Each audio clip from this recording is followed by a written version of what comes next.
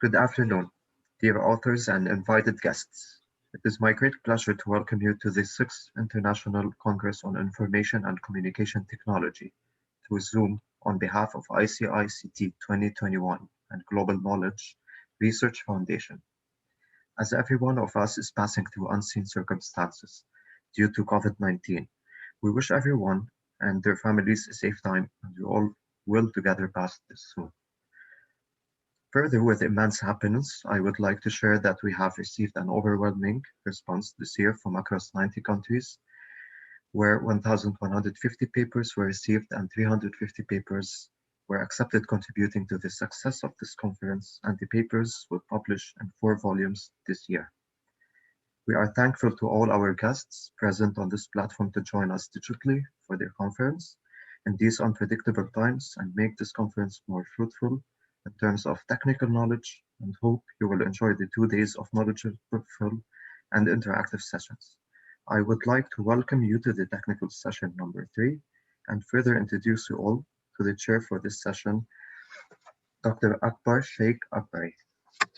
Dr. Akbar Sheikh Akbari received the BSc Honors, MSc Distinction, and PhD degrees in Electronic and Electrical Engineering in years 1992, 1995, and 2005 respectively. After completing the PhD degree at the University of Strathclyde in the field of stereo multi-view video processing, he continued his career in the industry, worked on real-time embedded video analytics systems. He is currently an associate professor at School of Built Environment, Engineering and Computing, Leeds Beckett University. Dr. Sheikh Akbari has published more than 100 international journal and conference papers. His main research interests include image video processing, source camera identification, and biometric identification techniques.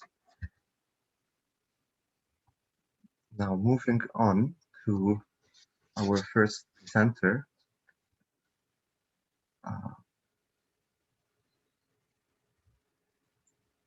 Sorry, I had a technical issue with Zoom. Our first presenter is Dia Dufresne, presenting Gray Wolf Optimizer algorithm for suspension insulator designing. You have 10 minutes, and on the 10th, I will notify you with an extra 2 minutes. The floor is yours.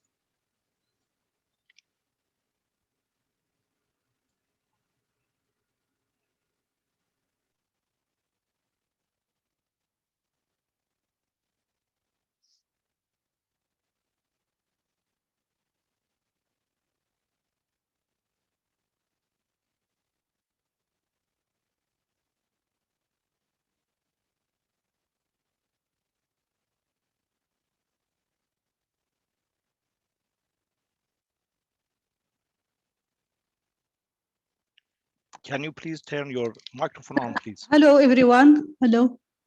Good afternoon.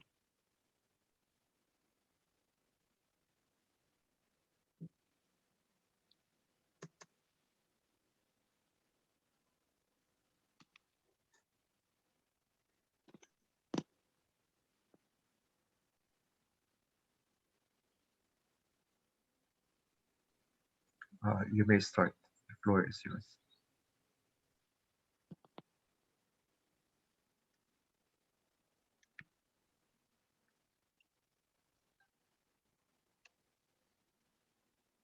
We don't have your voice, Doctor.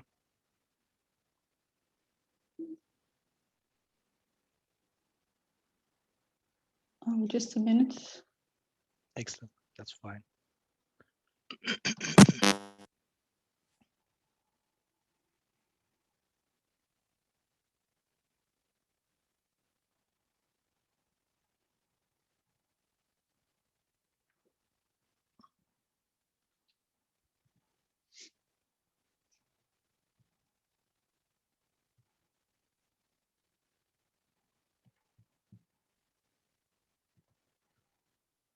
And now, do you hear it? Yes, your voice is clear.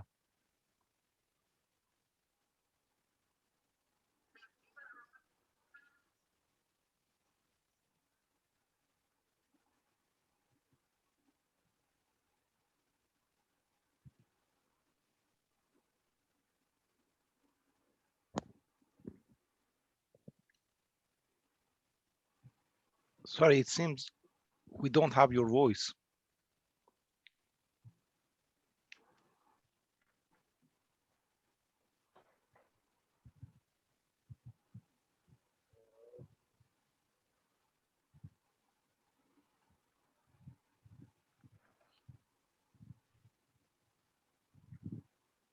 Suspension insulators are the key component of overhead electrical network.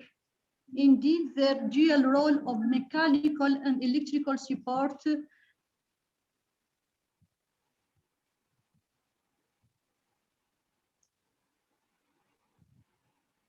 I think Dhaya, your Sorry, because internet I connection is registered unstable. because I registered the voice and there is an interference with the. Okay. I don't know how to. No worries, you can speak up. Yeah, if you are getting closer to your microphone would be better. Yes.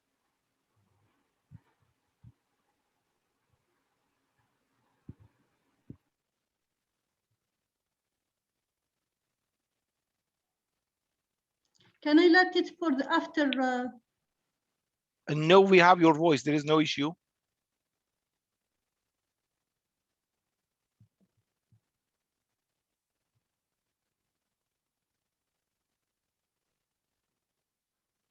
Have you added your voice to your PowerPoint presentation? Yes, I added my voice and now I can't.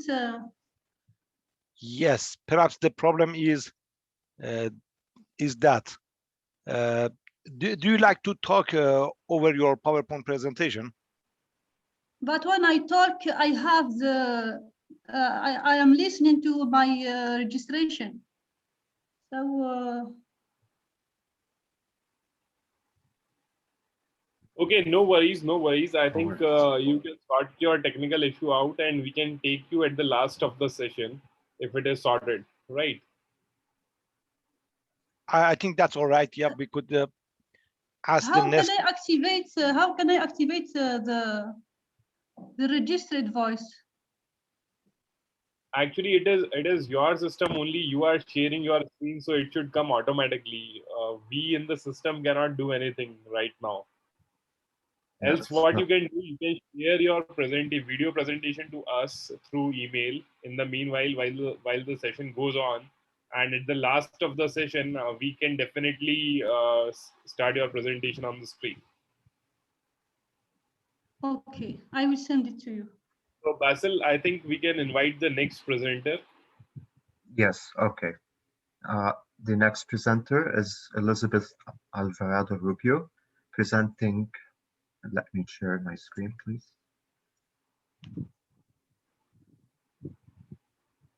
Elizabeth, you have to unmute yourself. Yeah, presenting design and implementation of an industrial multi-network TCP IP of a distributed control system with virtual processes based on IoT. The floor is yours. You have 10 minutes.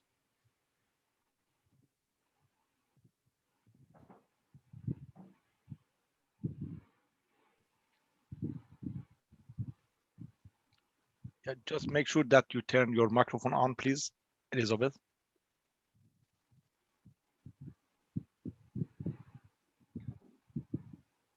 Good afternoon with everyone present. I am going to start with my presentation.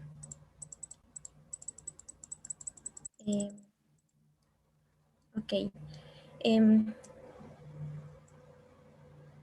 I am going to talk about the topic design and implementation of an industrial multi-network TCP IP of a distributed control system with virtual process based in IoT. And Elizabeth, sorry for interrupting. Just a small request. There is a pop-up coming on your PPT screen. Can you just cross it, close it? There is a pop-up coming on the PPT screen.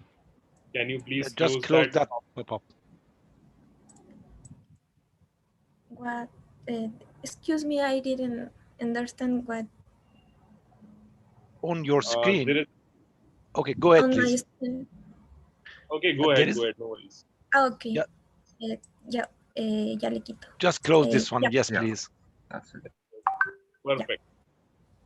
Okay, due to health crisis which we live today, it is essential to search for technological tools that allow the remote control and monitoring of process in real time, leaving open possibility of being part of Internet of Things and Industry 4.0. We use the methodology in 4 points. The first is protocol and configuration. We will note about the function. And the second is communication structure of the distributed system. What process will each controller do?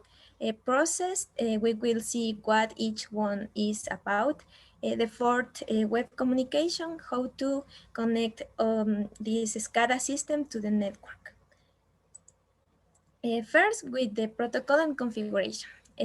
We have 3 protocols in this research.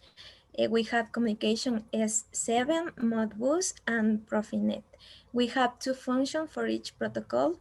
For example, in Modbus, we have MB client, MB server, and Profinet T-send and T-receive.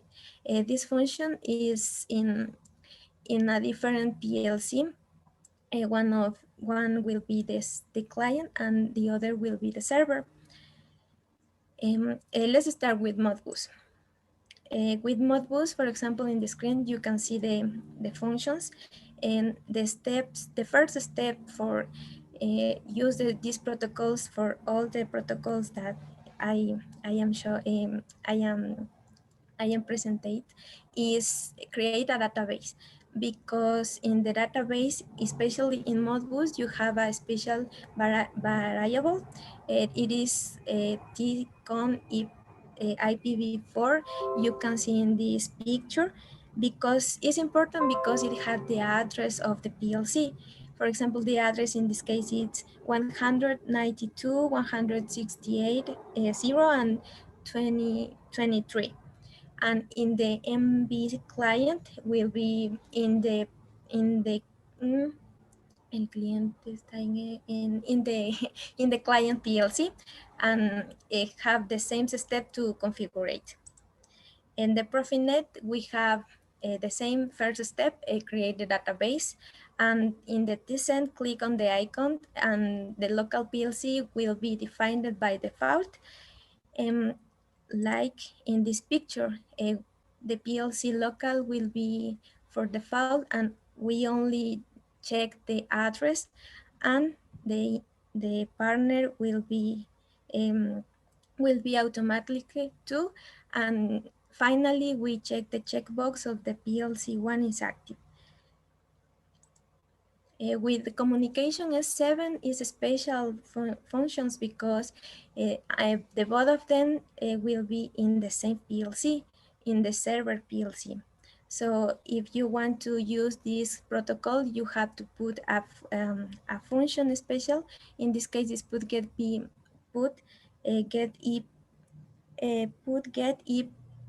IP22, IP2021, and the same steps.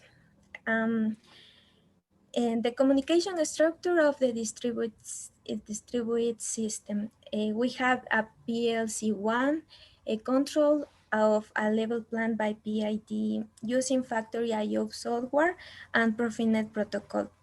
In the PLCs S7, a communication for a transfer using a gripper, and in the PLC4, Modbus protocol for filling and capping bottles using fluid sim, and a keep server OPC. And in the PLC2, we have like a server. In this, it will have a HMI to show these variables of the process. This is a picture of the OPC server with fluid sim. This shows the state of the sensors and the state of the valves. The process, we will work with bottling steps, box palletized, and tank level control. In the first process, we will work with different variables. For example, the level of the liquid on the bottle, the level of the tank, the state of the valve, the state of the sensors, and in the right you can see the HMI in those sub that show the variables and the sensors of this process. In the next process, this is the process of the SCADA. This is the HMI that is in the PLC2 that is the server of all the process. It has the process of the barrels and the process of the gripper. And in the left, you can see the software factory IO with the tanks, and the variables that you can see in this process is the control value or the level of tank, and it has a button to turn on or turn off the process. The transfer of pieces is the other process, and in this you can see the HMI in the right, the same way the sensor, the registers, and process. In this process, you can see the variables that like the states of sensors and the numbers of bugs that was moved. In the web configuration, we will have this interface in our cell phones, or maybe when you can find a browser, because the idea of the web configuration is that you you can control all this process with a network. So in this processes of the barrels, you can see the variables, and the variables in zero because the process is turned off. How did this? We did with Node-RED. This is a flow programming, and I have a special library. It is the Fred. With Fred, you can control the factory wherever you are. And this is a result. You can see this interface in wherever you can control your processes. In this case, is the bottle process for account the units of the bottles, the levels, and the states of the valves. In the same way for the transfer of pieces with the gripper, and the level plan too. It shows the level of the tank, and the set point is the state of the sensors the same way. In the result, we analyzed configuration, latency, and computational resource. In the system SCADA, the first process was the PID and level control. It is relatively easy to implement due to its easy communication and architecture, absent of latency, sending and receiving information. The second process is S7 communication protocol with web, facilitate implementation, and there is no latency in sending and receiving information. The third process is Modbus TCP IP. This requires a creation of data blocks for the transmission of information. This is about the special variables with the address. This is more complex, and there is a communication latency. A latency is the transfer of information approximately 3 seconds. And the conclusions, the health crisis in which we work find itself today is a factor that has accentuated even more the virtualized industrial, especially in the academic field, in order to strengthen teaching and learning process of future professionals in this area of knowledge. Allow the latency in sending and receiving information for industrial process to the SCADA system to be imperceptible, because these protocols use TCP IP with exclusive application to this control, while it increases significantly when use an open communication protocol such as Modbus TCP. The emergence of the Internet of Things and Industry 4.0 represent a new stage for the technical development of mankind and not breed. Computing platform enables the configuration of input, output, and processing not to create flows for IoT prototypes application, and Wi-Fi manage the instant generating Node-RED for multiply users in the cloud. And this is all. Thank you. And do you have any question? Excellent. Thank you for Thank your you very much, presentation. Elizabeth, for nice presentation. Very good presentation. Let's see audience to see if they have any questions. Yeah, if you have a question, please. You have 3 minutes for questions. Thanks. Any question from audience?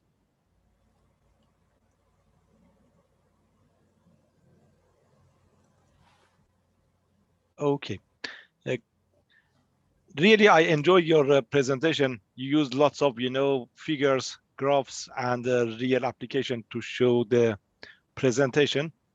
Have you used oh, it seems somebody has question. Let's first go with the question. Okay, no.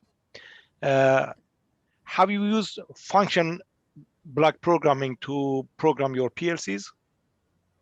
Yes, we use your question is about the programming with these functions. Yes.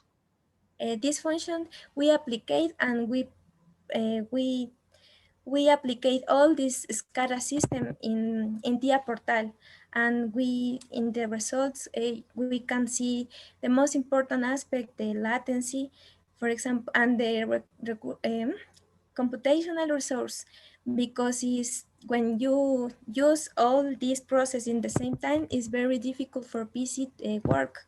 So it's important have an organization in the programming, because the suggestion that we make for the programming in the TIA portal is classificating database, because in the database we have organized the variables, and we can see how pass the table one in the database to the another database of the another PLC. So we programming all these presentation, all the picture, all these results we have in the some um, all these presentation of this picture are the union, ¿cómo digo union? Are the are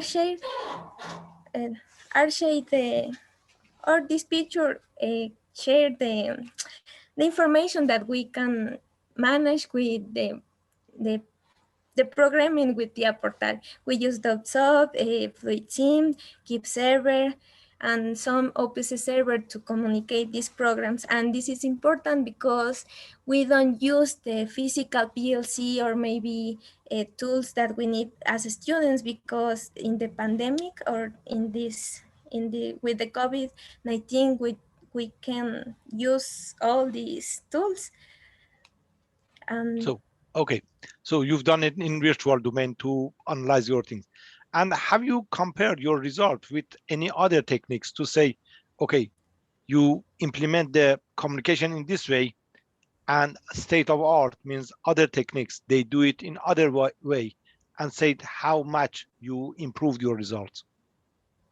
How much improve my results? Yeah, I like to see, for example, when you talk about latency or other parameters, what is the state of art? How other people do it? And I know you've done it in different way to say, okay, I've done this measurement and it shows my techniques gives shorter latency, or somewhere is better than others. Yes, we have in the conclusion, the technique of Modbus is more slowly than another protocols. This is due to the architecture, because in the architecture, the Modbus of the configuration of the function is more difficult of another protocols, because in this one, the version of the TIA portal, are different of different in the PCs. For example, one in one version you have some fields to fails to fill different to another versions, and it's difficult for you have to specify the address. So if you don't have the address, you don't have the communication, and the latency is very big in the process, in the real process, because in the same in the same PC we have a low latency, but if the mode was used in a others process, in the industrial process, maybe depends of the process, don't don't see or don't feel the the latency. But it's important and know that the comparison that you said, that the more fast or the most for architecture and more easy is communication is S7. This is a protocol that is created by Siemens, and is a dedicated protocol. Is special because it's easy to programming, and is it only in a one PLC, in this case in the server. So it is the difference between the protocols, and depends of the application and the election or the programming to make the selection of these protocols. Excellent. That's very good. Thanks for your answer, and we enjoyed listening to your presentation. Best of luck with your research. So let's back to the next candidate. Excuse me, I didn't see the last. Yeah, I said thank you for your presentation. It was really good. Let's see in the future what we'll do. I hope the same. Okay, thank you. Thank you. Thank you. So now our next presenter is Sayyida Sumbul Hussain, presenting human brain structures classification with transfer learning. The floor is yours. You have 10 minutes, and on the 10th, I'll notify you that you have an extra 2 minutes to present.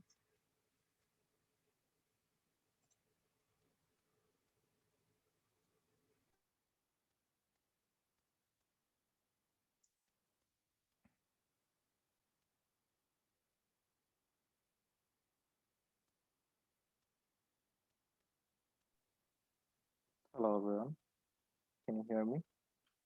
Yes, but you need to raise your voice. It's not that clear, Hossein. Sorry.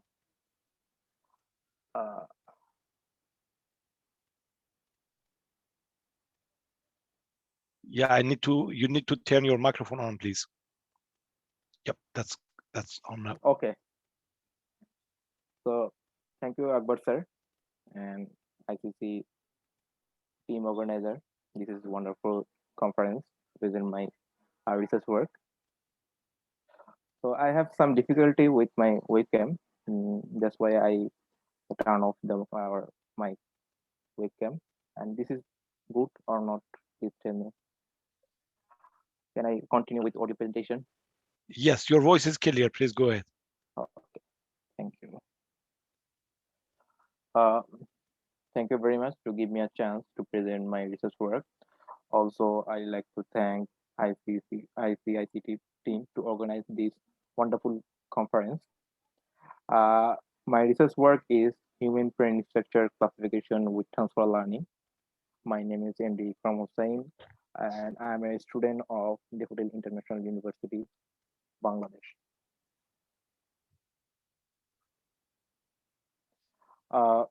This is my presentation outline.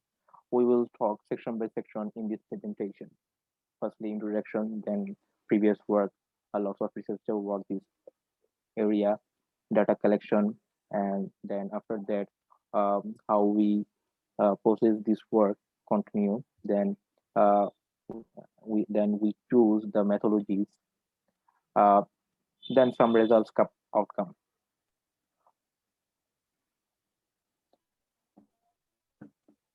Okay, this is the introduction section. In our introduction, we divide into four main topics. Firstly, action recognition. So, firstly, the background of this research work.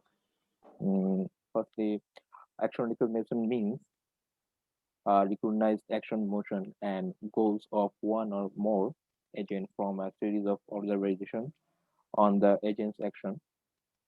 In this computer vision area, human activity recognition is most important research topic nowadays. A lot of applications are already built, like video surveillance, virtual reality, human computer interaction. Uh, Proper recognition of activity is more complex, challenging tasks due to chaotic background and attributes. After that, uh, data creation, dataset creation.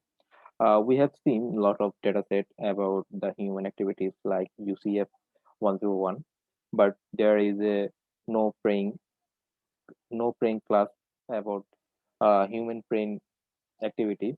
But this is our daily activity like praying. We we in our regular day we praying every time. Then we decide to add this category. We collect our data from YouTube and it's low kind of real data we found. As much possible, we have chosen the uh, four religious and collect 60 videos. Like the main purpose of this study to build a automatic system, provide a video and choosing the religious friendly structure. After that, the motivation. This research will help to cover more human activity from daily work and also improve the computer vision area.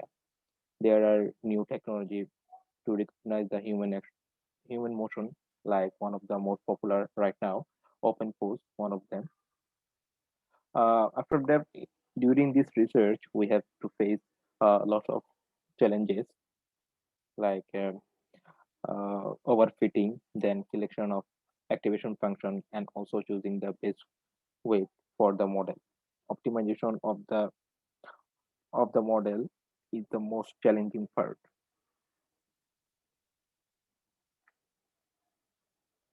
Uh, this is all of those are previous work, and we have we have already said there is a lot of work in this area.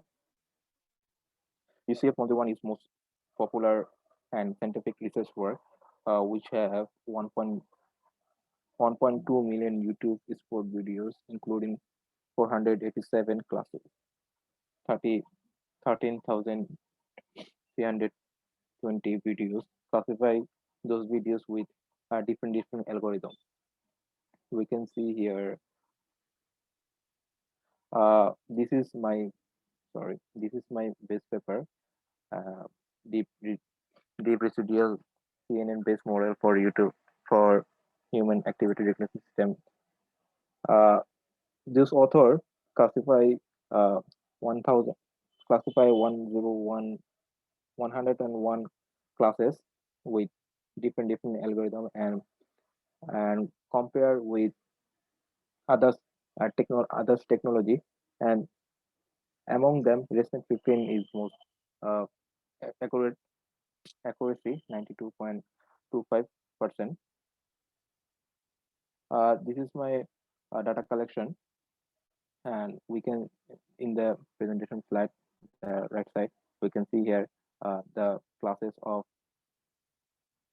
our activity, like Muslim praying, Buddha praying, Hindu praying, Christian praying, and there is a lot of we can see here some low classes and some low class of data. Uh, in the highlighted row, here is our data set. So this is our research process.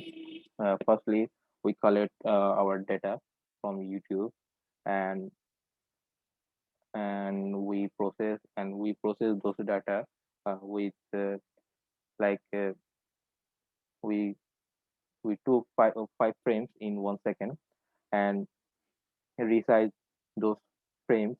After that, we apply the data augmentation. Then, after the full processing, we train the data with ResNet 15 and classify the result. That's the last step. This is our research question: how ResNet 15 perform to detect human religious brain activities. And the second question is classify religious videos in 4 categories. The methodologies. Uh, we can see here the traditional CNN, and the bottom of the slide we can see the ResNet 15 architecture. Uh, Firstly, we need to know what is transfer learning. So transfer learning is machine learning technique where a model trained on particular task is repurposed on a second related task. That means that it's pre-trained model. We use ResNet 15, which created by Microsoft in ImageNet 1000 competition. ResNet was the champion for the Classify 1000 classes. Here we can see here the different type of layers plan. BG19, which have 19 layers. Then we can see here our 34 layers, plain layers, and after that 34 residual network. Uh, in this architecture, we can see here if we increase the number of layers, it should give the better accuracy. But here BG19, which have 19 layers, and the plain 34 layers, the 34 layers network should give the better accuracy compared to BG19, but it's not. This is the problem solved by residual block. So here the residual block. Uh, Firstly, the first layer, then apply the ReLU. After that, uh, the other layer come, and when the complete the layer, so we remove the ReLU of instead of, and linear value come up, and then the combine of this value, we can solve this particular problem. So here we can see here the not ReLU, here the ReLU, then the value of the value of linear value come up here, then solve the loss of the loss of the accuracy, the loss of the model is come up low. Then here the CNN element, we can input the image component layer to to come up the important feature, then ReLU, the non-nility, then as pooling to decrease the parameter. After that, the fully connected layer, we can classify those frames. Here the simulation parameters. So our simulation parameters, we apply optimistic and realistic parameter considering the video combination. We have chosen Python as a primary language. Sorry. We upload pre-trained weighted model with 1000 classes from ImageNet, and as an optimizer we use SGZ. Here our research result, the accuracy, the train. Sorry. We can see here the training accuracy. We can see here the training accuracy is 98.79%, and training loss is 0.06. After that, we can see here the validation accuracy 97.85% and variation loss is 0.08. Here the comparison of optimizer. We can compare we apply different type of optimizer to see the impact on the accuracy. Here the HGG was the best optimizer for this model. Sorry to interrupt, but you still have 2 minutes. Sorry, I can understand. You still have 2 minutes left. Oh, sorry. The prediction result here is, we can see here that, okay. Can you allow me to play this video to better understanding the output? Allow me to play this video.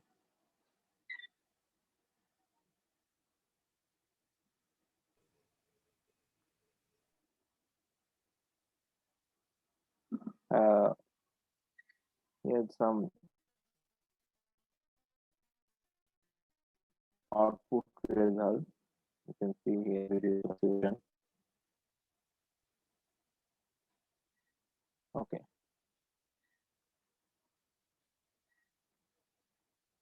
Here those reference I have used from those particular research work. And if you have any question, please ask me, and I will like to answer this question. Thank you very much for your nice presentation. Let's see if audience have any questions. Yep, please raise your hand in case you need a question. You have a question.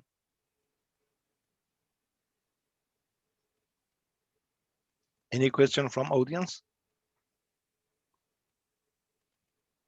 Okay. It was a really nice application of deep learning for identifying the activity, in your case, praying in different religions. Couple of questions. How have you set up your data set? Actually, our authors, and we try to find out some realistic videos from YouTube. Actually, we can see UCF 101, which has 101 classes, but there is no praying classes. Okay, that's why we decide to create a new data set, and we look up and from YouTube and collect the realistic data we found as much possible.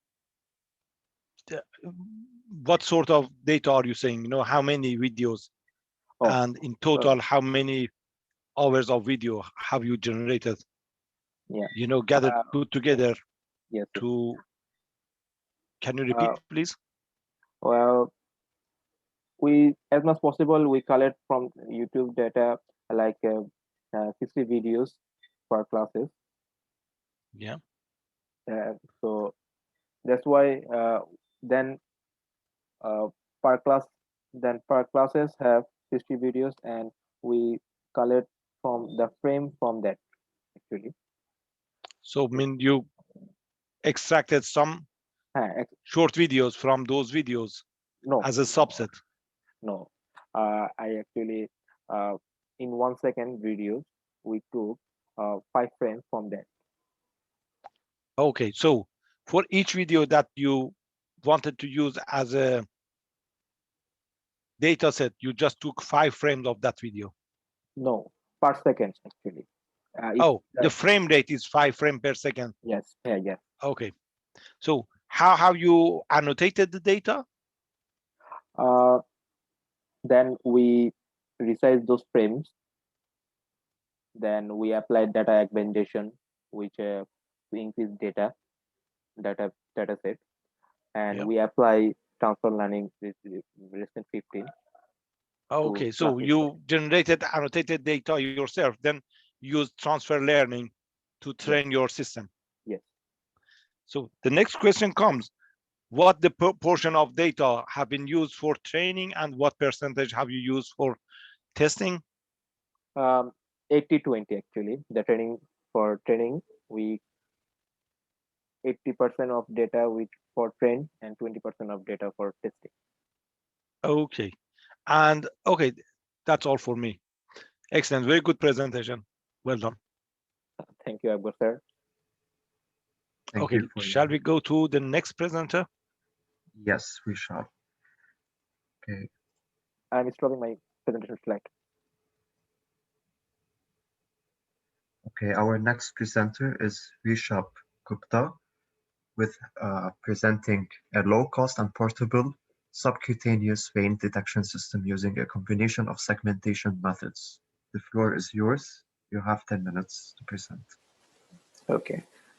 Thank you, Basil. Am I audible? Hello? Yes, yes, go ahead. Yes, Yep. yes. Okay, sure. Just a moment, I'll just share my screen.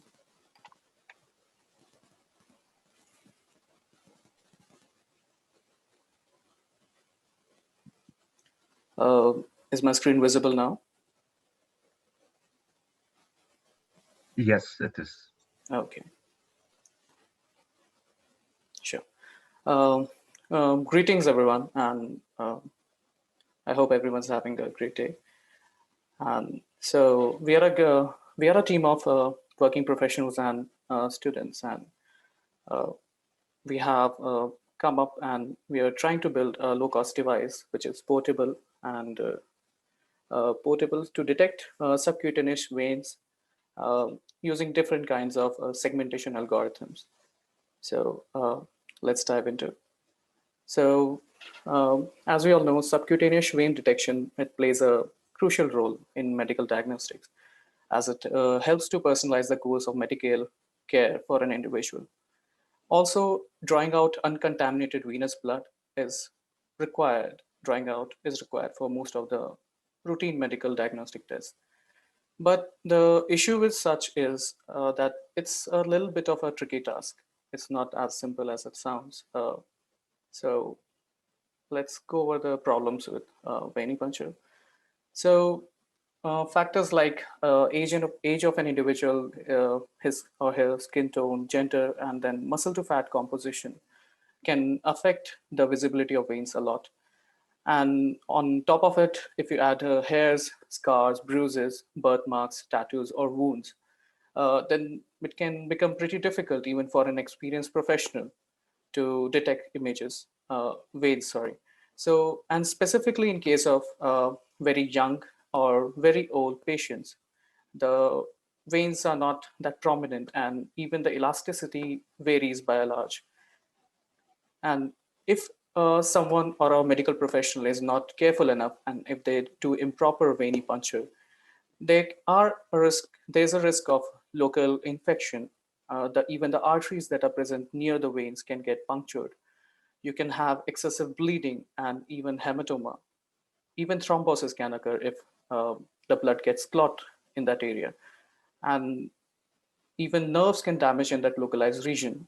In some severe cases, the puncture can result in a trigger, which can give a signal to the body, and the body can faint. The person can faint. So even though it seems very simple process of a medical flow, but it has a lot of repercussions if it's not done properly. So as you can see, the vein network that stretches from forearm to your dorsal palm. So the basilic and the cephalic veins get branched into metacarpal veins. And these are finer veins. So the difficulty increases in comparison when you're doing it, drawing blood from forearm or the major arm. So in order to visualize the veins, you have different illuminations that you can use. One can use visible light through transillumination. But in such cases, you have to increase the intensity to a point that they can actually burn the skin. The other method is to use X-rays, but veins are not directly visible under X-rays. you have to use iodine-based contrast to inject into the veins firsthand through an IV. And then you can use X-ray to visualize the vein network in the hand. The third method is using non-invasive near-infrared radiation. And we'll see how that is the preferred method for us and why it should be used. So our motivation to come up and to decide to create such a device is that we have experienced this firsthand. The members of my team, we're 5 in total, and 3 of us have been in intensive care at some point of our life. So we have had various medical tests to go through, so which needed a lot of drawing of blood. So we have experienced firsthand that if something goes wrong, how bad it can be. And one of us is a medical professional as well, and who has to be on active duty in emergency in ER, and should be proficient enough to not rely on manual methods. And in one such severe case, one of our members have had a burst vein due to improper catheter insertion. So these are some of the cases that I am highlighting, but in general, in a year, about 500 million times a venipuncture is performed on different individuals in total. And usually it doesn't have 100% success rate. And even if as I've shown in the statistics, around 95 to 97% are successful. So even 3% of, just imagine 500 million, how large that number is. And some cases of in these can have severe thrombosis, specifically when drawing out blood from leg, when it's not possible to draw out blood from arm. So the clotting can occur there, and the clot can break and go to your pulmonary system and block the supply to your lungs and give you a cardiac arrest as well. So the risks are pretty high. The current production market actually do not fit our expectations. So they can be bulky, and even if they're not, then the cost rises steeply. They're extremely expensive, ranging from $1,000 to $5,000. And the companies that produce them they have closed design and proprietary technology, so it's not open for mass producing.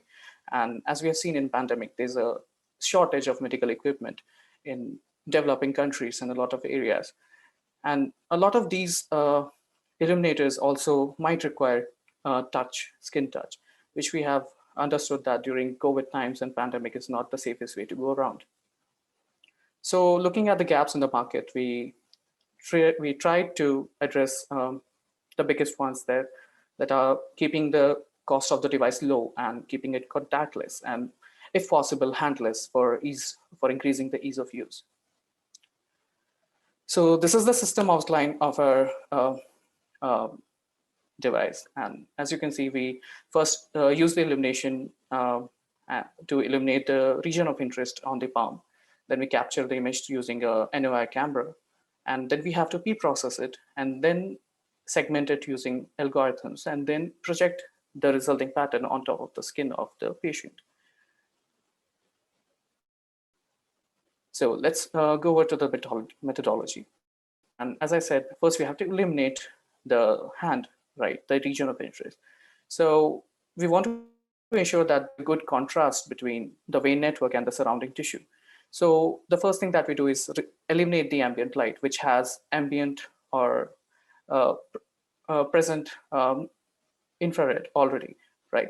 So we eliminate the ambient light and then we use an artificial source, which is uniform so that we don't get any fringes or blind spots, and is diffused as well so that we don't get any white spots. And depending on, for example, as I said earlier, we have used near infrared. So as you can see on the right, the penetration is different for different wavelengths in the spectrum.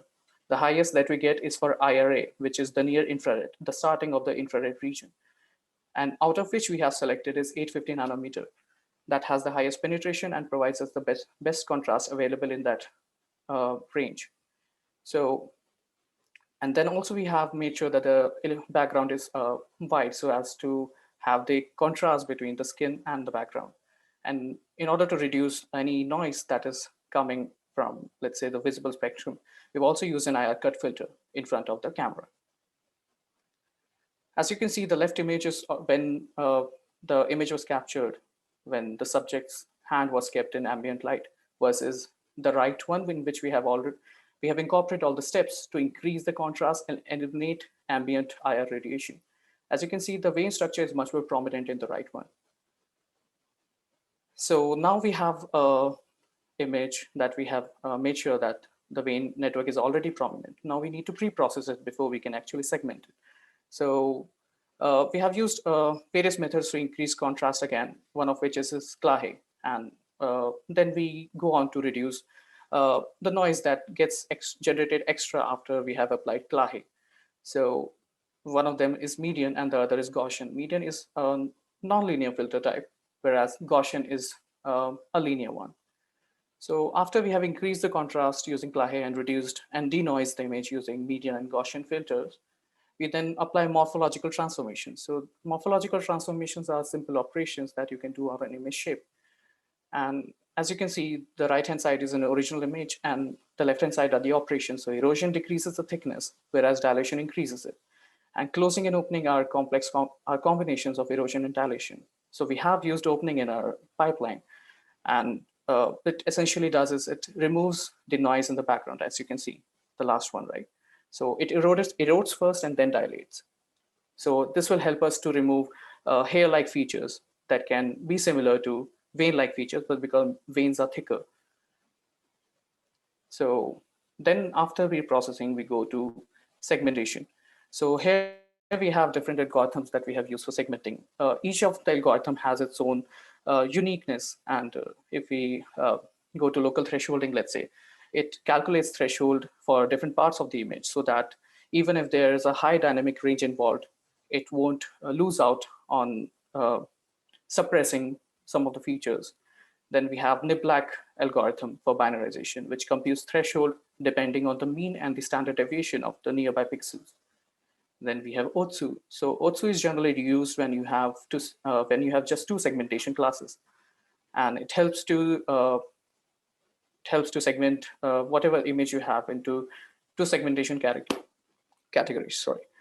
And then we have Kenny Edge that, as the name suggests, it helps to emphasize edges by measuring where there's a sharp increase in the intensity or a change in intensity when traversing an image. So let's see how we have incorporated the segmentation algorithm then. So this is the first pipeline, and it involves Kenny Edge detection and local thresholding. So as you can see, after we have increased the contrast and denoise the image in the first arm of the pipeline, we apply local thresholding and then Kenny Edge detection. And then we combine the features that we have obtained from the output of both.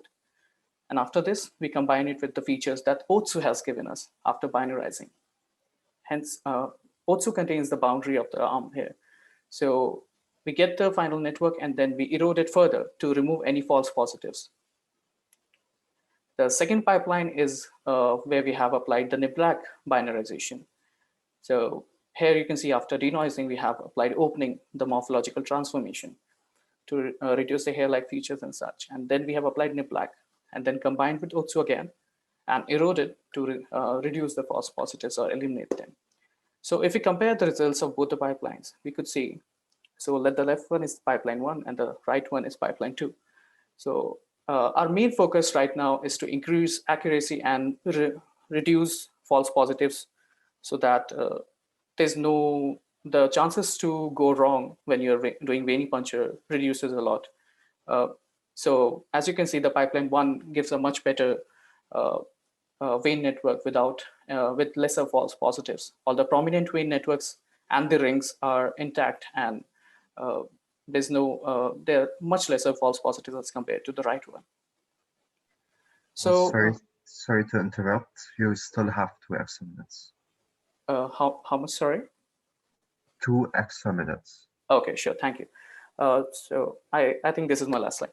So after all of this is done, we still see that our implementation is still quite primitive, and it's really a stepping stone to what we want to plan and we have planned for the future. So in our further work, what we would do is to try to extend what we have implemented to forearm and the main arm vein detection in which we can detect the median cubital vein and the cephalic veins, which carry a lot more blood and can be used much more safely. Then we would also want to reduce the form factor of our current setup so that it becomes a handheld device, for which we have to do further reduction in cost, which already is quite cost effective. And then we also want to simplify the design so that it can be mass produced. And because it will be handheld, we would want to reduce latency by a lot so that it becomes real time, and eventually increase the ease of use as well, so that it can be operated without any specific skill set. And also we would be trying to do different kind of error analysis. So as we see, there are different kind of error analysis. One is referential and the other is non-referential. So it can help us to improve the different stages of pipeline, and also help us to analyze that what we seem to be correct, is it actually how much of an error in terms of noise is still left to improve, to reduce. And then further, we would like to explore machine learning models as well, so that we can reduce the non-vein elements like hair, scar, or wounds, and also reduce the region of interest so that we can just focus on where the vein networks are clustered, and thus ultimately increase the accuracy. So thank you for listening, and stay calm while the presentation. And we hope that device is really able to help in the current and the post-pandemic area. And I'm open for questions. Yeah, thank you, everyone. Thank you very much. Really good presentation, and a really nice topic. Actually, this one is a topic which I already done some investigation using hyperspectral imaging. It's quite interesting to me. You discussed about, let's see first audience if they have any questions. Any question from audience, please?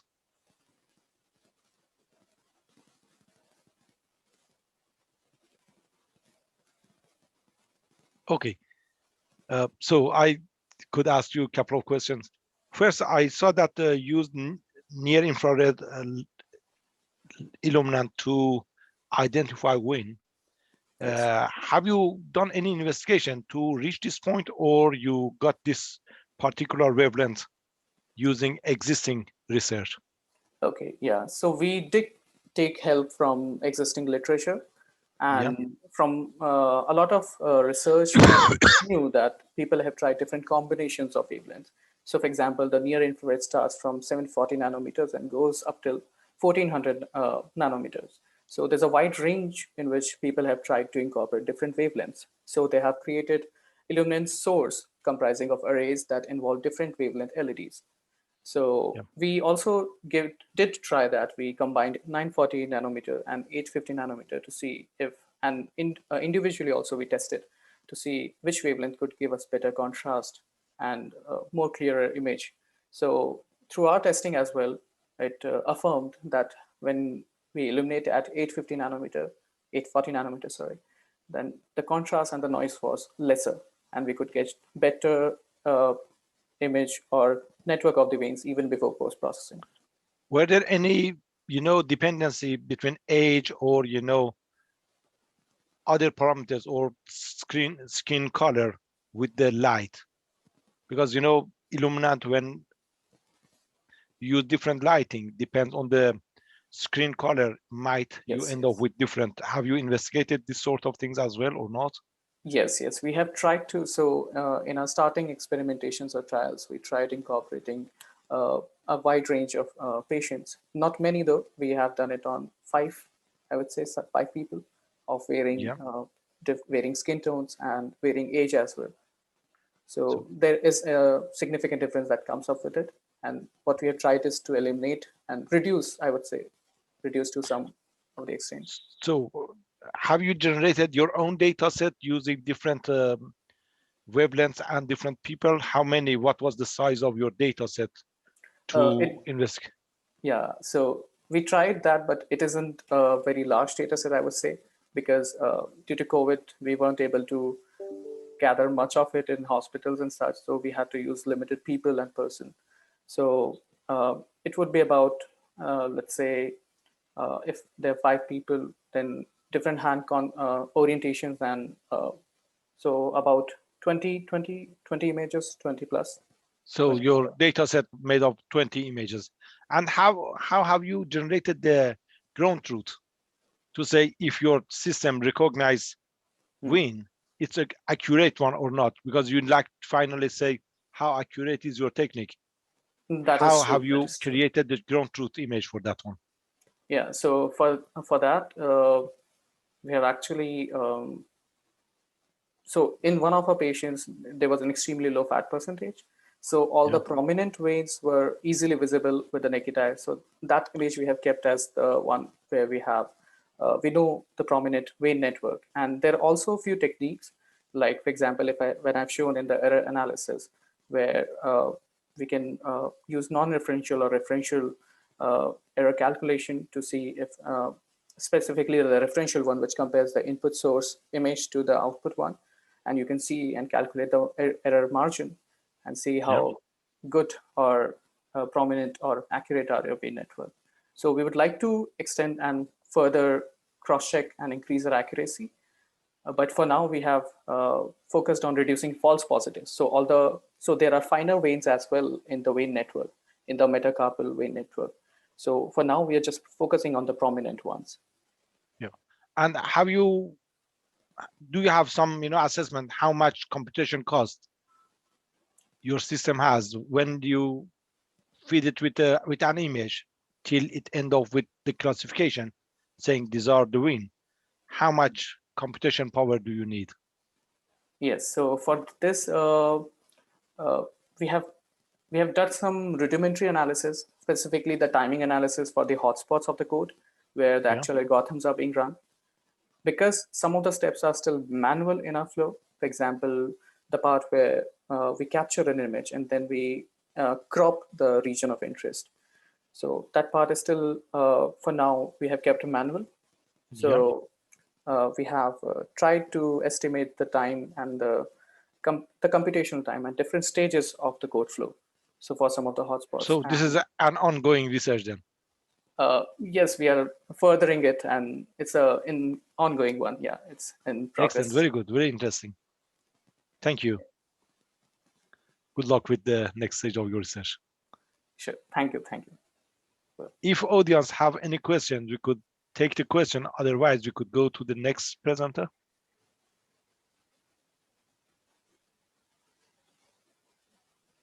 There's no more question. Thank you. Thank you for your time. Thanks, everyone. Okay, thank you. There's still one presenter. I hope Dia Dufresne just resolved her technical issue.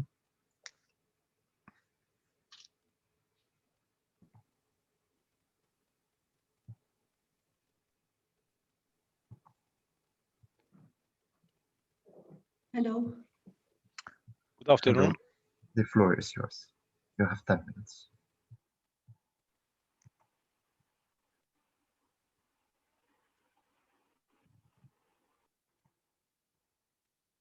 So Gray Wolf optimizer algorithm for suspension insulator designing. Suspension insulators are the key component of overhead electrical networks. Indeed, their dual role of mechanical support and electrical insulation make them very essential. To ensure a continuous flow of electrical energy to consumer, it is important to reduce the flashover risk of high voltage insulator. Several techniques have been adopted to reduce the flashover risk. Among them, we have silicone coating and the use of hydrophobic materials, manual cleaning and periodic washing, the use of composite insulator, and recently improving the design of insulators using optimization method, which is the objective of this work. So the objective of this work is performing a dimensional and electrical optimization of high voltage insulator, and especially a cap and pin insulator using a Gray Wolf optimization method. All the literature review agree to conclude that the maximum value of the electrical field is always located at the pin region, at the last pin region connected to the high voltage. This is why the value of the maximum electrical field at the pin region, Emax here, is taken as the objective function to be minimized with the GWO. So here we have the objective function, which is the minimization of the electrical field at the pin region. And optimization of the length of the creepage line here is also performed. So the presentation will be divided in the following parts. We have a general information on oscillator, the modeling and the calculation of the electrical field using COMSOL multiphysics, and then we will detail the Gray-Wolf optimization method, the optimization procedure, and the optimization result. And we end with a general conclusion and some outlines.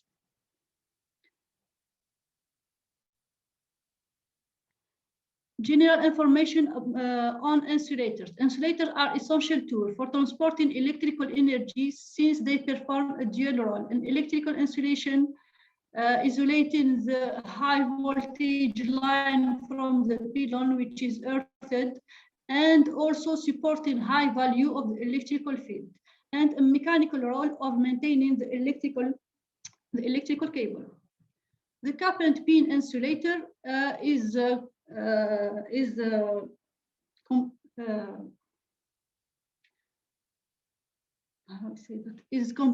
composed of a cap and a pin made from cast iron, and insulating skirts made from glass, and a banded material, which is the cement.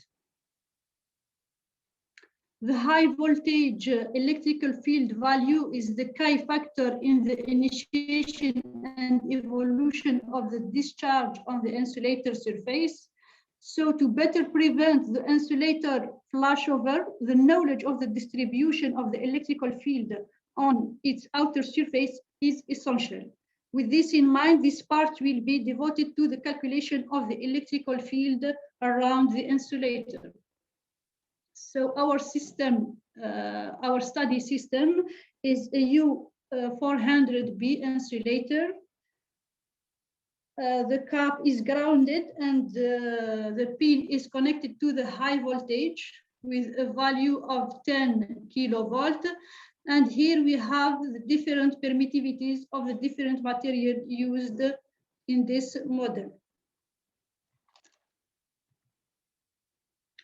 To reproduce the shape of this insulator on COMSOL multiphysics, its profile is segmented into several lengths, as shown in the figure, and after this length will be taken as the optimization variable. This optimization is carried out using COMSOL multiphysics following these steps: the choice of the study, the geometry plot, the assignment of material to the different domain, defining the boundary conditions, the matching, and finally the resolution. Here we have the obtained result after the resolution. We have the electrical field repartition along the leakage path of the insulator, which goes from 0 to 10 kilovolt. And here we have the electrical field. And here we can notice that we have two peaks of the electrical field, one at the pin and the other at, like here we have the pin and here we have the cap, and the maximum value of the electrical field is noticed at the pin region.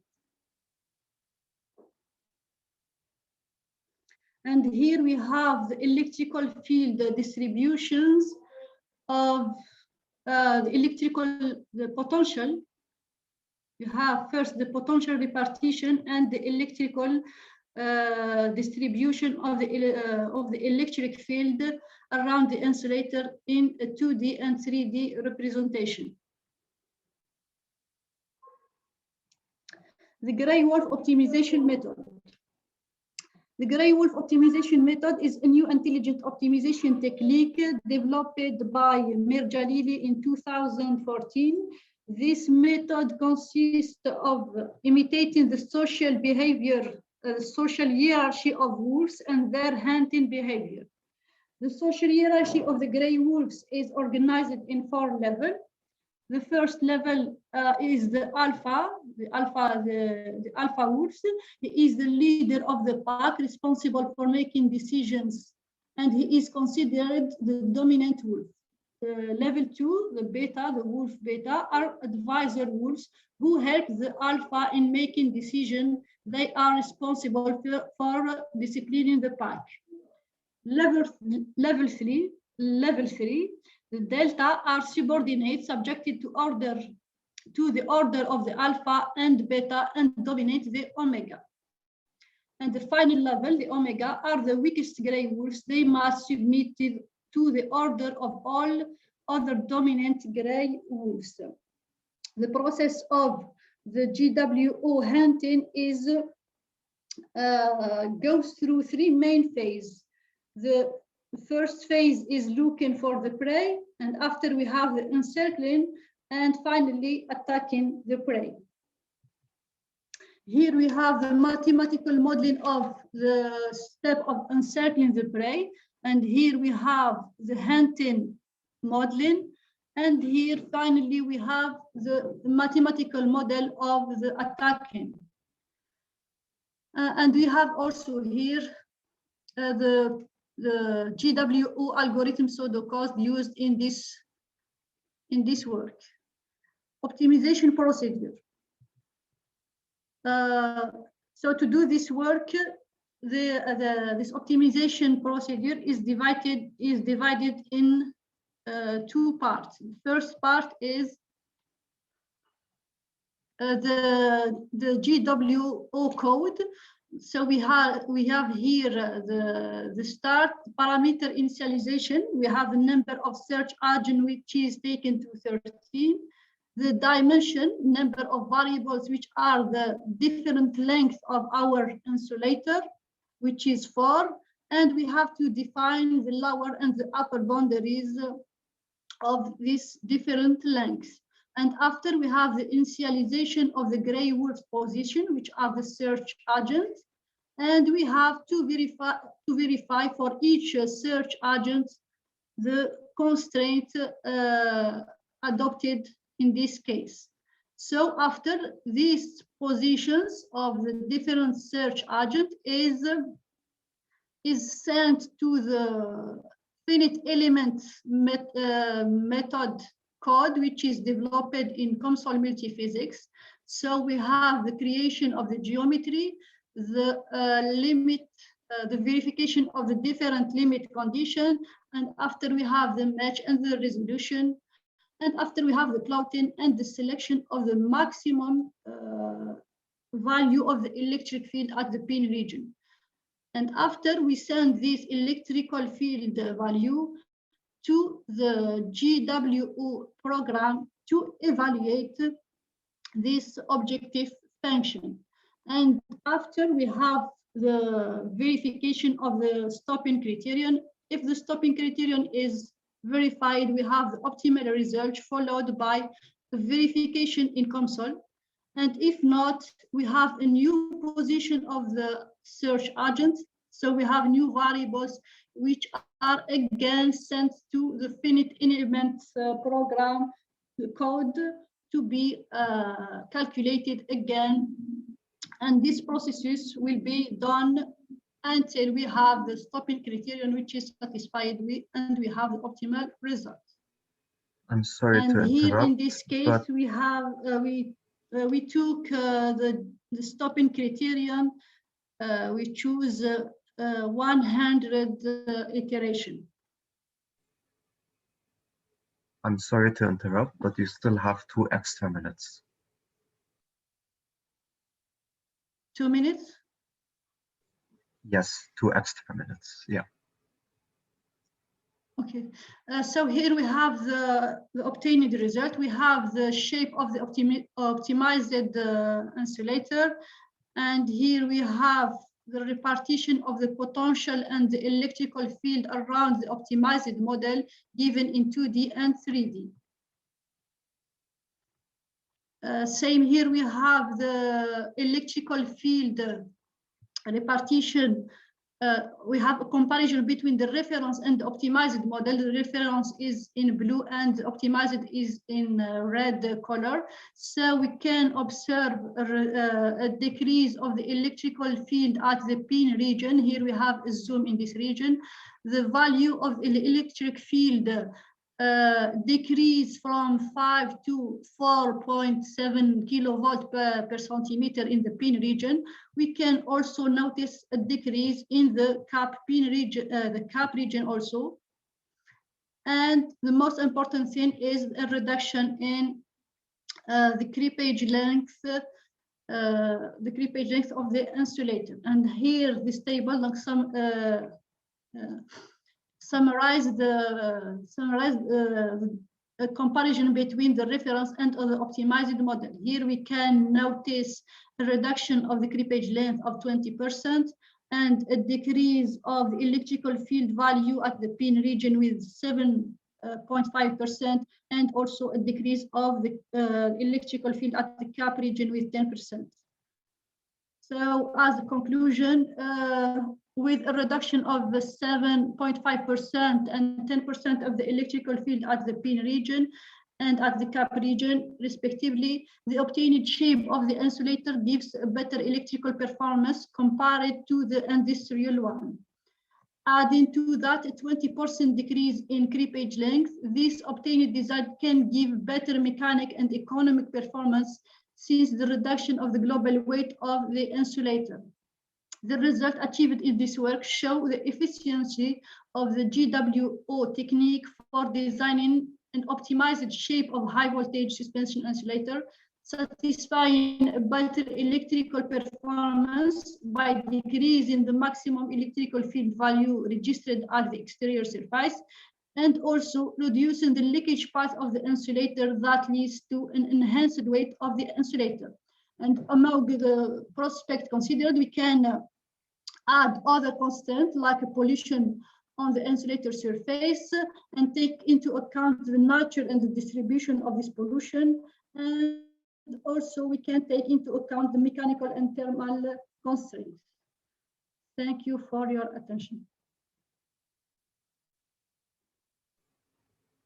Thank you. Dr. Akbar, just unmute. Yes. My apologies. That's okay. Thank you very much for your excellent presentation. The topic of optimization, particularly in high voltage, which is daily basis, we are facing that one.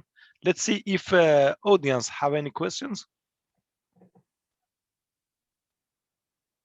Any question from audience?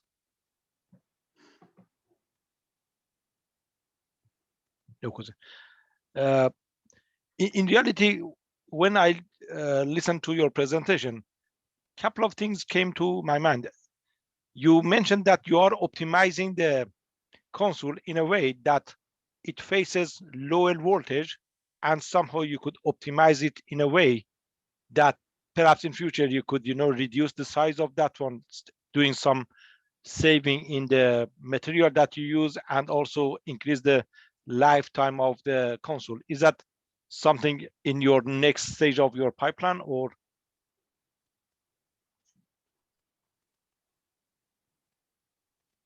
Excuse me, I don't understand the question.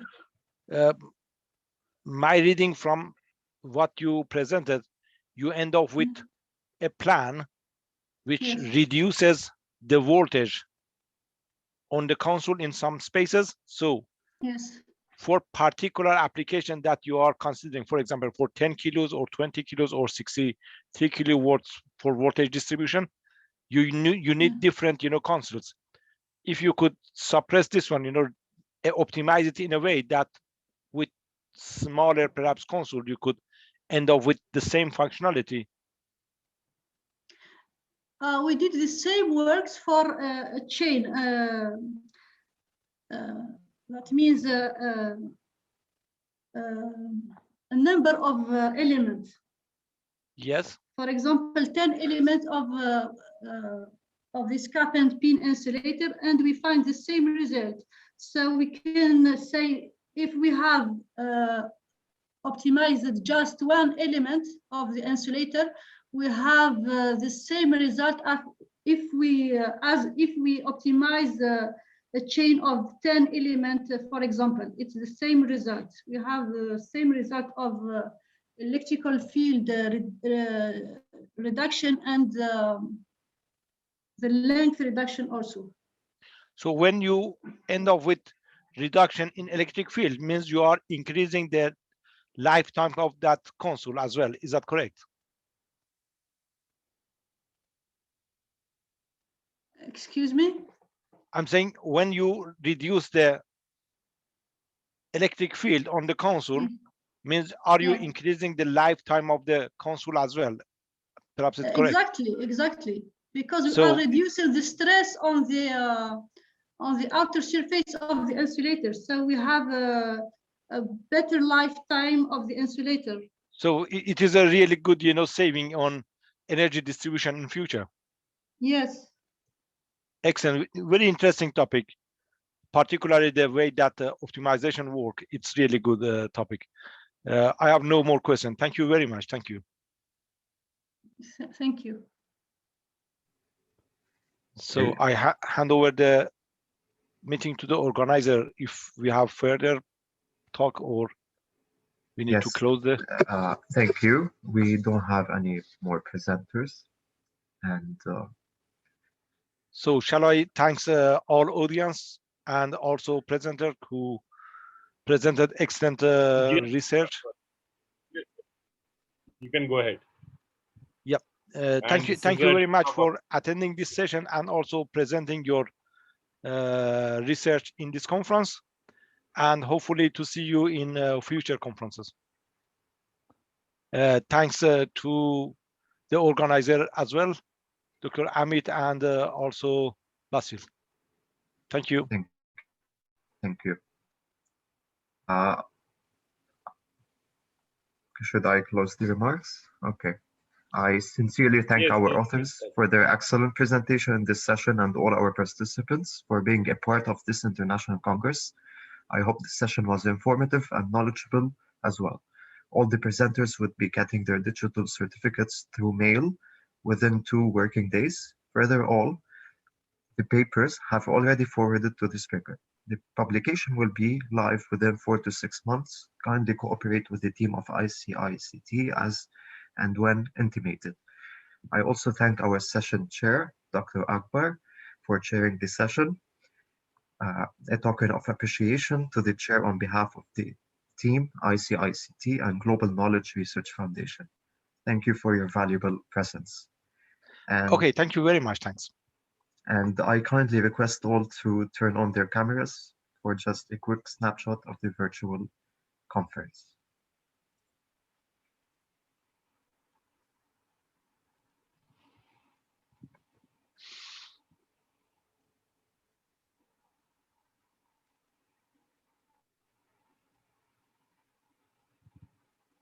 Okay, thank you. Thank you. So thank you, Dr. Akbar, and it was really nice to see you, and I look forward to your collaboration in different prospects in different events and as well as in research fields. And I'll write to you soon on that. Thank you very much, and thanks for organizing and producing this opportunity to talk to your presenter and listening to the latest development in the field. Thanks, everybody.